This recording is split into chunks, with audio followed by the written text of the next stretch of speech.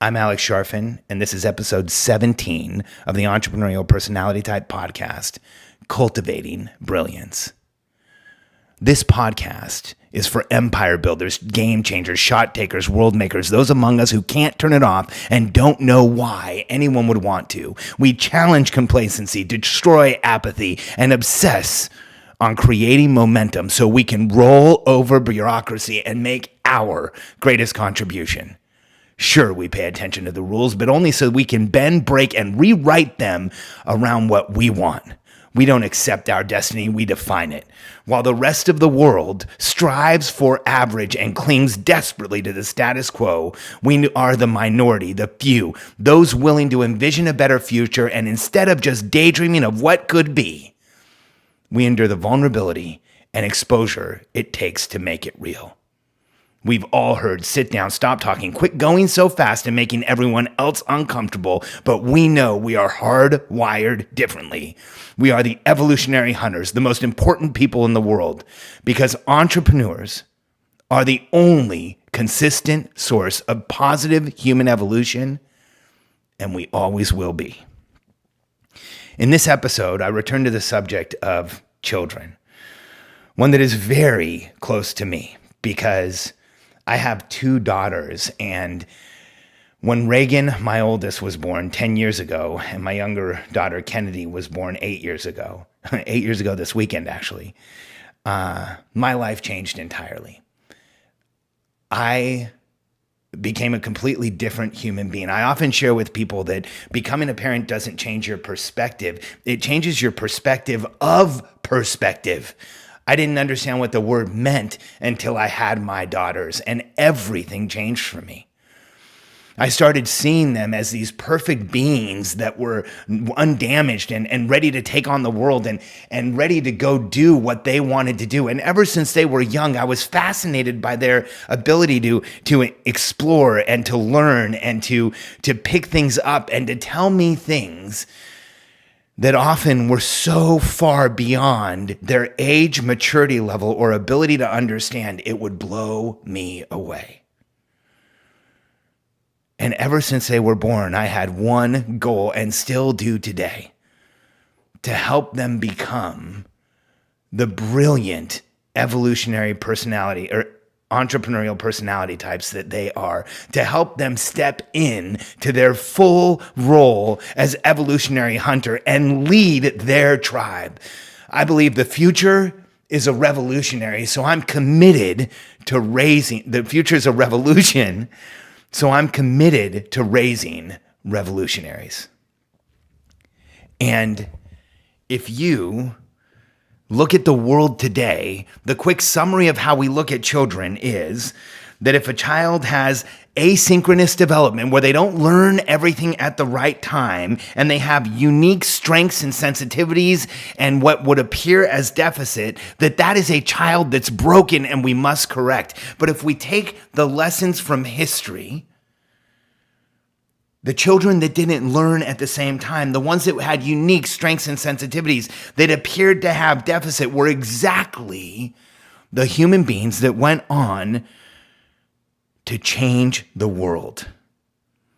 And today, when I think of the small evolutionary hunters locked in a room with 30 prisoners and one guard, being told to sit still, not move, don't wiggle, don't get up, don't even hydrate, just stay there, I feel their pain, because I was the student who spent years in the hallway. I was the student who spent more time being disciplined than being taught. I was the student who finally, in about second grade, figured out that if I crossed my legs as tight as I could under my chair, I could lock myself into the seat so I wouldn't bounce any longer and get in trouble. I still have problems with my feet because I spent my entire school career sitting exactly like that. I remember when the bell would ring for recess, it would take 5 minutes before blood went back into the lower half of my body. If you have a child who is brilliant, or you believe is, I want you to start ticking off in your head, or even on a sheet of paper, how many of these qualities your child has. Intense, They think deeply. They get wrapped up in things. Intelligent. You can tell that there's more there. Focused. They start something and they stay on it for long periods of time. They're aware. They point out things that other people, maybe even you, don't see. They're relentless. When they want something, they just won't stop. They're restless to show their brilliance and to be in the world. They don't like to sit still. They're confident. In fact, so confident that they sometimes get in trouble with adults because they'll tell them things that most kids just won't say. They're driven in a unique way where they are going to do what they want. They're curious and ask far more questions than most people around you. They're focused, or they can become single-minded and want just one thing. And brilliant children are bold, much bolder than those around them. How many of these qualities does your brilliant child have? Did you think 5, 6, 7, 8, maybe even all 10? Well, I want to point something out to you. In a child, intensity can be seen as aggression. Intelligence can be seen as arrogance. Their ability to focus can be seen as obsessive. Their awareness of the world around them can cause them to be sensitive. Their relentlessness can make them look cutthroat, even mean. Their restlessness is labeled as hyperactivity. Their confidence can be seen as conceit or aloof or trying to pull apart from the tribe. Their drive can make them appear hyperactive. Their curiosity can make them seem even paranoid. And their single-mindedness can make them look antisocial. And a child's boldness can make them look dangerous. I will ask you, how often in your life has your intensity been seen as aggression? Your focus been seen as obsessive? Your restlessness been looked at as hyperactive? Because it's the same for us as it is for our kids. Only for them, it's different. Because brilliant children don't have the size, the awareness, the presence, the life experience, and the understanding of the world that you and I do. So they only feel the constraint of their unique skills and abilities because they make them stand out to the kids around them. Brilliant children are unfortunately a target.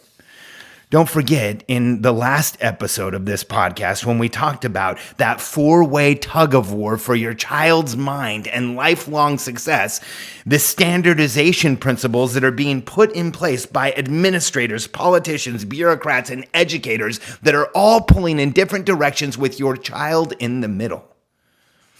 They are put into a situation where in schools, they are a target to other students because brilliant children are threatening due to their intelligence and unique perceptions of the world. They are different because that's the very definition of brilliance, and they are awkward.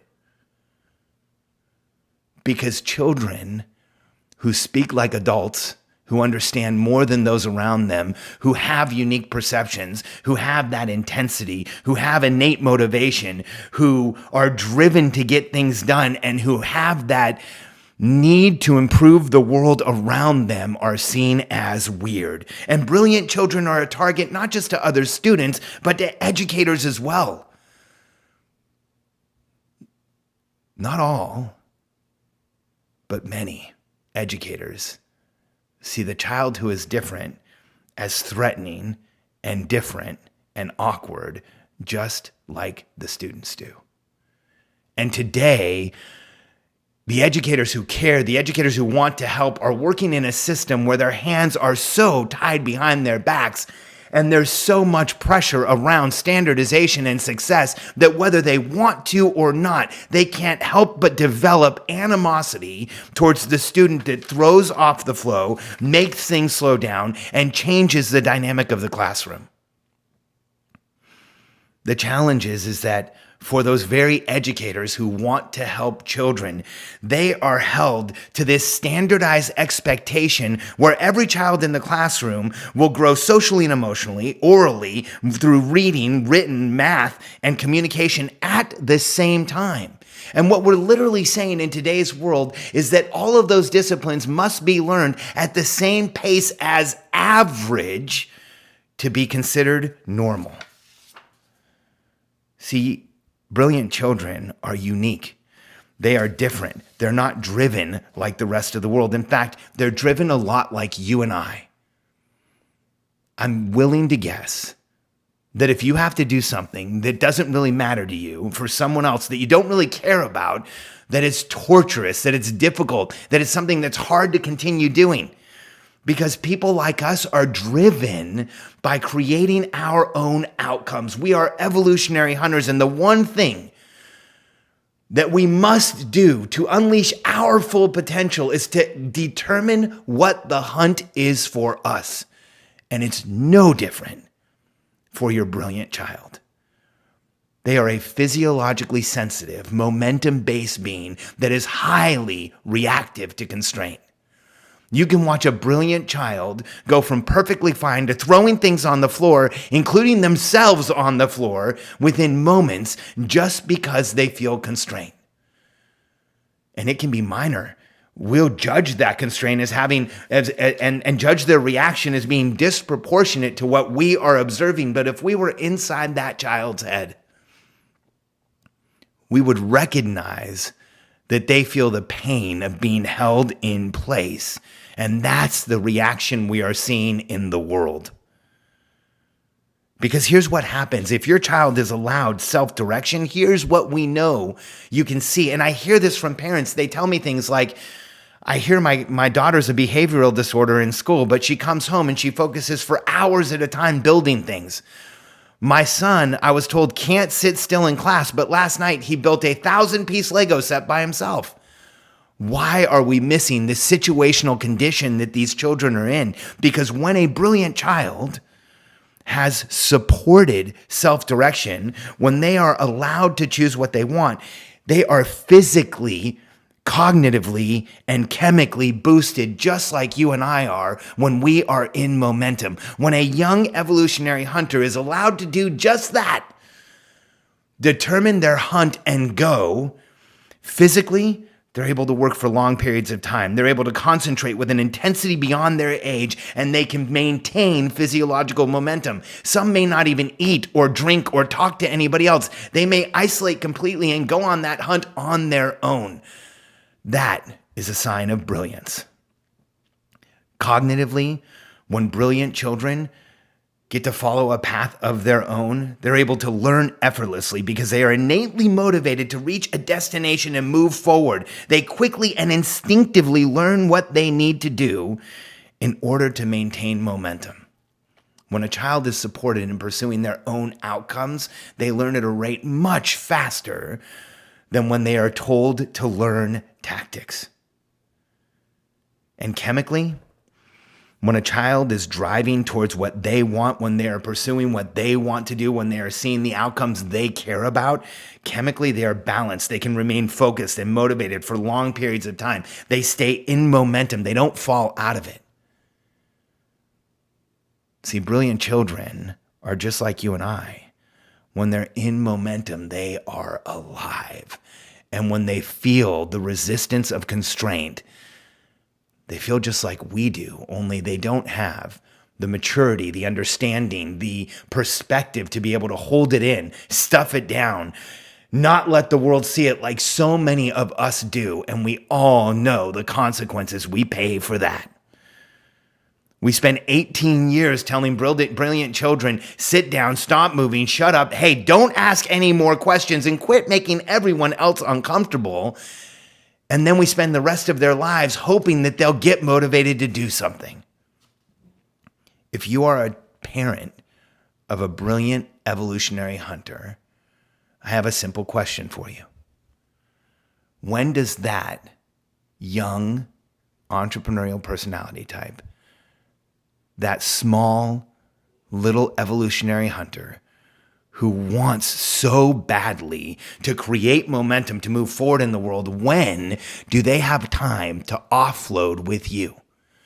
When do they have time to check in with you, to tell you about what's going on, to figure out what's happening, to have their frustrations, their confusion cleaned up and answered? Here's the advice I share with my private clients, with children who are being labeled and judged and told that they are less than, the children who are being seen as disciplinary problems or issues in school, although we know there's an intelligence there, there's a brilliance there.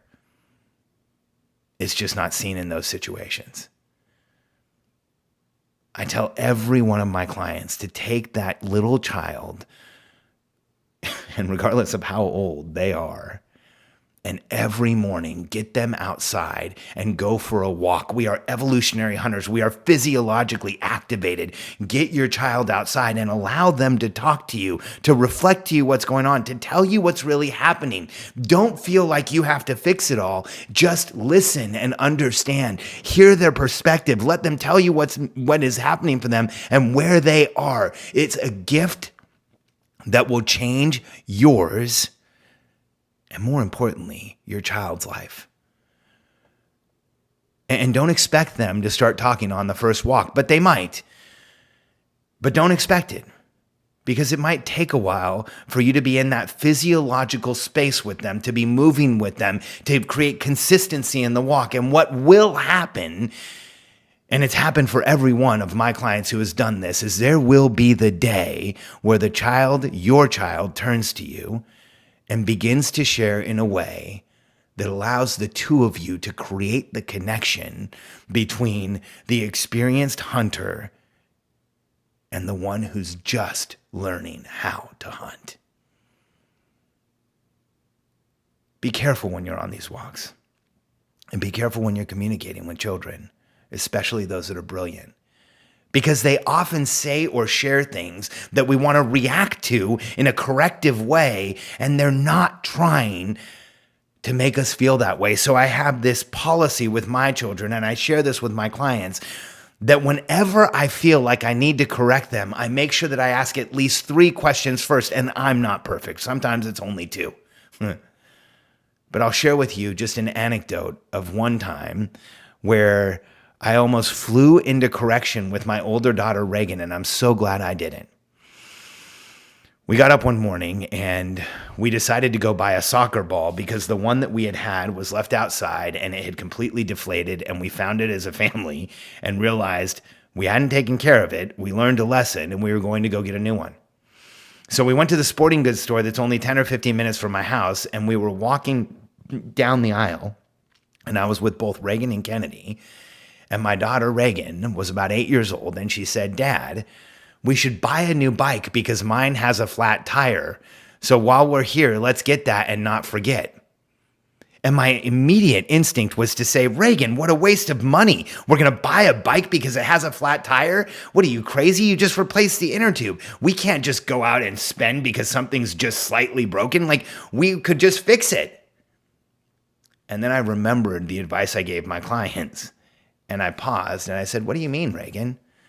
Buy a new bike?" And she said, "Well, Dad, the tire on my bike's broken. It's deflated, just like the soccer ball. And we're buying a new soccer ball, so shouldn't we buy a new bike?" It only took one question. And I realized that from a child's perspective, her argument made perfect sense. The 2 items were deflated. We were replacing one. Why wouldn't we replace the other? And instead of correcting and pushing her away from me and scaring her from asking me questions in the future, instead, I was able to connect with her and explain how we can fix the bike, but we couldn't fix the soccer ball, and buying a bike right now just because there was a flat tire didn't really make sense, at the end of which she agreed with me and then explained it back and was enthusiastic about changing the bike. I'm so grateful that in that moment, I had the presence of mind to ask a question. Because I know that my reaction would have pushed her away and stopped her from sharing her next thought with me. Maybe stopped her from sharing a question with me. Maybe stopped her from telling me what was really going on in her life. Maybe stopped her from allowing me to be the father that I want to be, that's there for my children, that can hear them and help them and support them. And so if you have a brilliant child, try these two things. Get them out in the morning, walking with you. If you can, take their shoes off. Let them feel the world. You should take yours off too. Grounding and stimulation and multiplane surfaces change how we walk. They activate our mind. They activate our body. Our mind and our body become connected when we're walking like that. And please, if you have a brilliant child, think question before correction. If you hear something from them that you feel you need to correct, ask at least one. It's even better if you ask two. And if you need to, ask a third question before you're sure there's a correction here. And what you will find is that the times you correct your child for what they say will go down to almost nothing. And the amount your child will be allowed to learn through their interaction with you will go through the roof and skyrocket. I make content and products and frameworks and systems that help entrepreneurs build multi-million-dollar companies and grow their lives. But the entrepreneurial personality type content is so much more important because it allows people like us to understand ourselves better. And if we can take that knowledge and understand our children better, we not only change our lives, we change the future of the world. Because if a generation of entrepreneurs is understood better, heard, has their confusion rectified, and knows that they are supported, we will enter an age of evolutionary time of entrepreneurial enlightenment that the world has never seen. And I want you as a parent to know you play a massive role in it, because the brilliant child you're protecting and supporting on a daily basis, the brilliant child whose intelligence and abilities you are cultivating, not just can, but will go on to change the world. If you want to understand more about yourself, your brilliant child, and gain tactics that work in real life to create massive momentum, go to momentummasterclass.com and watch the brief video there about an opportunity we have for you to take your life to an entirely new level and support yourself and everyone around you. And come back for Entrepreneurial Personality Type episode 18. And this is a controversial one. Are you in an abusive coaching relationship? Far too often, people like us tolerate far more than we should, and there's a reason. Thanks for being here, and thanks for supporting the Entrepreneurial Personality Type podcast.